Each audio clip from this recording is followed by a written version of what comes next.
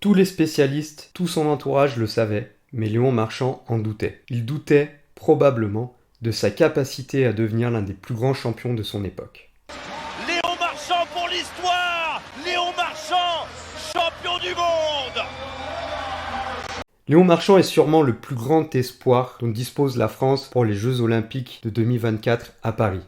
Ses dernières performances au Japon l'attestent, il a un potentiel phénoménal. Mais son chemin n'a pas été aussi simple que ce qu'on veut nous faire croire. Léon Marchand a douté, comme tous ceux qui arrivent au plus haut niveau. Il le dit même dans une interview qui date d'il y a 1 an pour Brut, il ne se sentait pas légitime s'il ne ramenait pas de médaille. Pas légitime, vous dites? Est-ce qu'on ne trouverait pas quelques indicateurs qui correspondent à un syndrome de l'imposteur? Je ne dis pas que c'est le cas de Léon, mais je pense que tout le monde, toutes les personnes qui à un moment donné ont voulu progresser, ont visé la performance, ont cherché le plus haut niveau, que ce soit dans le sport ou dans leur domaine d'activité, ont eu de fortes chances de se sentir illégitimes par rapport à ce qu'ils étaient en train de faire.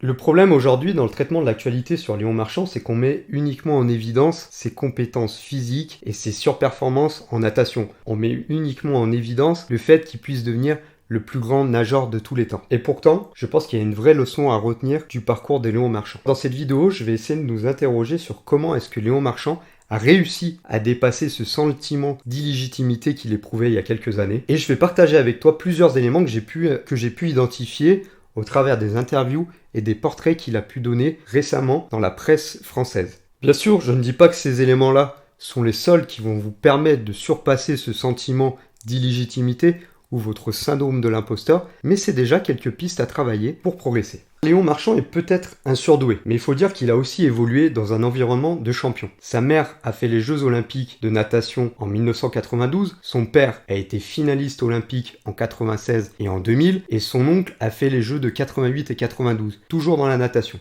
Cela n'enlève rien à ses performances, mais cela lui a probablement permis de développer certaines compétences. D'abord, le fait d'évoluer dans cet environnement unique lui a permis de se construire sur le plan mental et physique. Il a probablement eu accès à une hygiène de vie de sportif, une hygiène de vie remarquable dès son plus jeune âge. En parallèle, ça a pu aussi être des éléments de pression pour lui, puisqu'il voulait peut-être faire au moins aussi bien que ses parents. Ses résultats récents montrent qu'il a été en capacité de gérer cette pression. La leçon qu'il faut en tirer dans un premier temps de cet environnement, c'est que si vous voulez chercher la performance et surperformer dans votre secteur, il faut que vous soyez capable de vous en imprégner, régulièrement, rapidement, d'en identifier les codes et la culture pour mieux voir et anticiper les évolutions de votre secteur d'activité.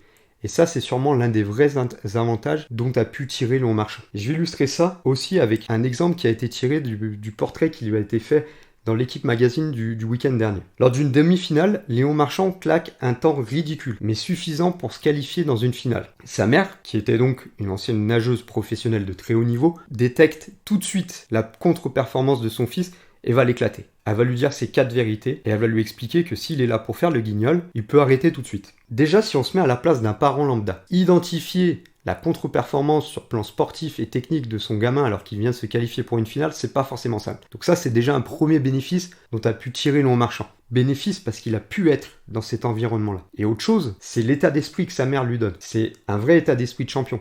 Là où un parent lambda aurait dit à son fils « Vraiment, je suis content de toi, tu t'es hissé en finale », sa mère lui a dit « Non mais là, tu t'es foutu de notre gueule en fait ». Et le lendemain, lors de la finale, Léon lui a donné raison, puisqu'en fait, il a explosé son temps et il l'a amélioré de 15 secondes. Pour autant, et c'est le deuxième élément sur lequel je veux venir, le parcours du jeune Léon Marchand n'a pas été aussi simple, parce que l'exemple que je viens de vous donner, il avait 16-17 ans. Mais avant, entre ses 10 et ses 14 ans, Léon Marchand n'avait rien d'exceptionnel. Son coach et lui-même le reconnaissent, il était le premier nulle part. D'ailleurs, il aimait pas la première place, sûrement parce que c'était quelqu'un d'assez humble et qu'il déteste, il le dit lui aussi, être au cœur de l'attention, mais aussi parce qu'il était excellent nulle part, mais il était moyen bon un peu partout. En plus de ça, ses contre-performances, elles s'expliquaient par un déficit physique.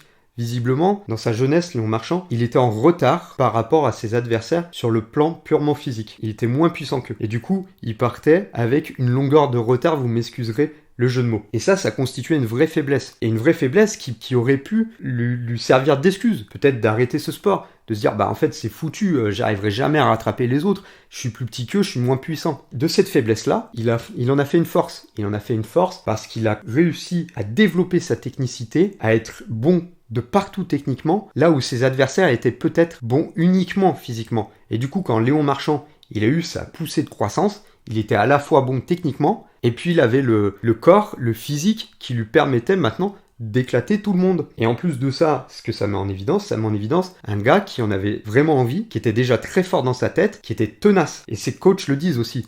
Léon Marchand, c'était pas le genre de mec qui allait gruger à l'entraînement, c'était le genre de mec qui allait répéter les gammes pour travailler justement cette technique et devenir le meilleur dans son domaine. Et aujourd'hui, il explique que cette ténacité, il l'a encore, que chaque jour, il essaye de repousser sa zone de confort. Parce que c'est en repoussant cette zone de confort qu'il va progresser et qu'il va devenir une meilleure version de lui-même. Et ça, c'est une vraie leçon qu'on peut tirer de tout le mental des champions. Et le troisième et dernier élément que je veux mettre en évidence, c'est que Léon Marchand, il a su s'entourer. D'abord, il était déjà bien entouré naturellement par sa famille, mais le dernier élément qui lui a peut-être permis de dépasser ce syndrome de l'imposteur, c'est l'entourage qu'il a construit au-delà de son environnement familial à partir du moment où il allait devenir un vrai champion. Déjà, il est parti aux États-Unis. Il est parti aux États-Unis pour s'entraîner avec l'ancien coach de Michael Phelps. Michael Phelps, c'est quand même l'actuel plus grand nageur de tous les temps. Il est à la retraite, mais c'est lui qui détient le plus grand volume de titres. Donc il allait aux États-Unis pour s'entraîner avec l'ancien coach de Michael Phelps. D'ailleurs, sans parler forcément de politique, le départ de Léon Marchand vers les États-Unis, c'est une illustration que je peux faire dans les autres vidéos qui traitent un peu plus d'économie,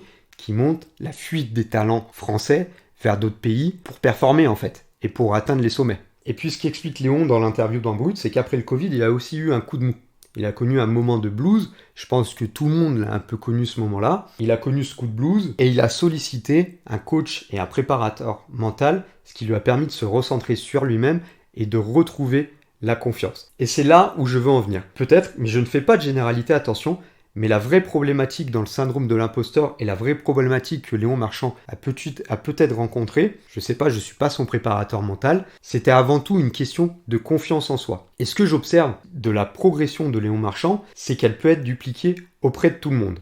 Et je vais vous redonner les éléments qui vont vous permettre justement de reconstruire cette confiance. D'abord, il faut baigner dans son environnement. Il faut s'en imprégner pour mieux le connaître, pour mieux l'anticiper. Mais attention à ne pas vous laisser absorber, à ne pas vous laisser dévorer par cet environnement. Parce que vous allez y perdre du plaisir. Et si vous perdez du plaisir, vous allez d'une part être dégoûté par cet environnement-là, et d'autre part, vous allez perdre en esprit critique, en recul et en esprit d'analyse. Autre élément important, c'est de savoir prendre du recul. Et moi, c'est ce que je fais avec mes clients, ceux qui me sollicitent, qui ont besoin soit de retrouver de la confiance, soit de retrouver du sens, soit de retrouver une stratégie, de redonner de la hauteur. Moi, j'accompagne les gens pour qu'ils puissent travailler là-dessus, dans leur quotidien. Prendre du recul, c'est pas simple. On a souvent la tête dans le guidon. On perd justement du plaisir. On perd les petits signaux positifs de notre quotidien. Et moi, en tant que mentor, j'aide les gens à retrouver ces signaux. Je les aide à reprendre de la hauteur. Je les aide à reprendre du recul. Donc, vous voyez, les préparateurs mentaux, ils sont pas uniquement destinés aux sportifs de très haut niveau. Vous aussi, vous y avez accès. Et vous avez juste à aller dans ma description, vous trouverez un lien Calendly et vous pourrez échanger gratuitement avec moi pour m'exposer vos problématiques. Et le dernier élément, et je pense que c'est le plus important, c'est qu'il faut reconnaître les gens qui nous font confiance. Et ces gens, ça peut être d'une part, et comme ça a été le cas pour Léon, ses coachs, sa famille. Pour nous, au quotidien, ça peut être nos proches, ça peut être nos amis, certains collègues de travail, nos managers, mais ça peut aussi être tout simplement vos clients. Vos clients, quand ils vous achètent un produit, c'est une preuve de confiance. Et c'est un élément pour vous qui doit faire taire ce sentiment d'illégitimité. Un client satisfait, c'est la plus belle preuve de confiance. Et enfin, le dernier élément que je voudrais aborder, c'est votre capacité à surmonter les échecs, à être tenace et à toujours chercher la progression, à toujours chercher à sortir de votre zone de confort, comme l'a démontré Léon Marchand. Alors je vous dis pas que c'est simple, au contraire c'est souvent un travail de très longue haleine, on en voit les résultats au bout d'un temps plus ou moins long en fonction des gens et en fonction de l'intensité qu'on va mettre dans nos efforts, mais au bout d'un moment, ceux qui travaillent finissent toujours par réussir. Pour conclure, je vais revenir sur Léon et on va voir si cette crise de légitimité pourrait revenir chez lui dans les prochains mois. Parce qu'aujourd'hui, ce qui se présente devant lui est probablement son plus grand défi, celui de devenir le plus grand nageur de tous les temps, certes, mais ce défi-là, il va passer par l'année prochaine, par Paris, où il sera certainement le Français le plus attendu et celui qui portera les plus grands espoirs de la nation.